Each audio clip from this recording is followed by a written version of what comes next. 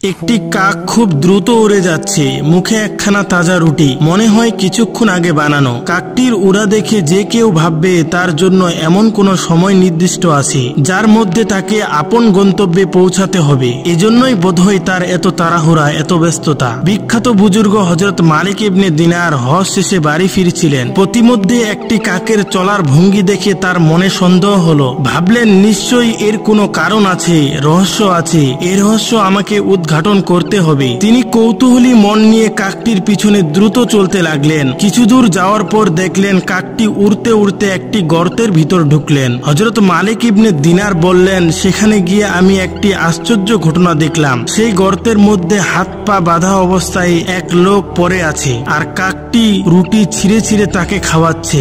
একজন অসুস্থ স্বামীর মুখে তার স্ত্রী যেভাবে সোয়াগ ভরে খাবার উঠিয়ে দেয়, কাকটির অবস্থা দেখে আমার তাই মনে হলো। বেশ কিছুক্ষণ এ দৃশ্য দেখার পর আমি যখন আরেকটু অগ্রসর হলাম, তখন কাকটি উড়ে গেল। আমি লোকটির নিকট গেলাম।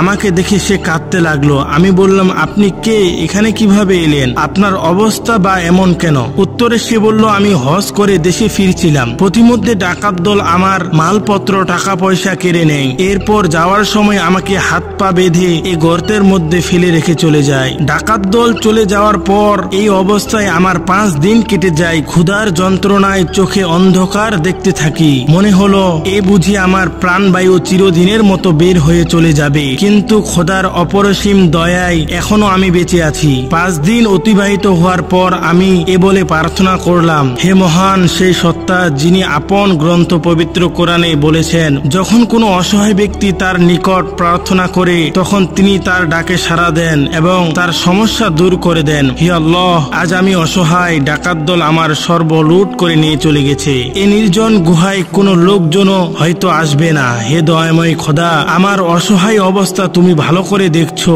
একমাত্র তুমি ছাড়া আর আমার কোনো সাহায্যকারী নেই। মেহেরবানি করে তুমি আমার জীবন রক্ষার ব্যবস্থা করো। আমাকে এই বিপদ থেকে উদ্ধার করো। আমার প্রতি দয়া করো। আমি যেদিন দোয়া করেছিলাম সেদিন থেকে দয়াময় আল্লাহ আমার জন্য একটি কাক নিযুক্ত করে দিয়েছেন। কাকটি প্রত্যেক দিন 3 বার আহারের সময় আমার নিকট খাবার নিয়ে আসে এবং নিজেই ঠোঁট দিয়ে ছিঁড়ে ছিঁড়ে খাইয়ে দিয়ে চলে যায়। হযরত মালিক ইবনে দিনার বললেন, ইতিমধ্যে আমি তার হাত পায়ের বাঁধন খুলে দিয়েছি।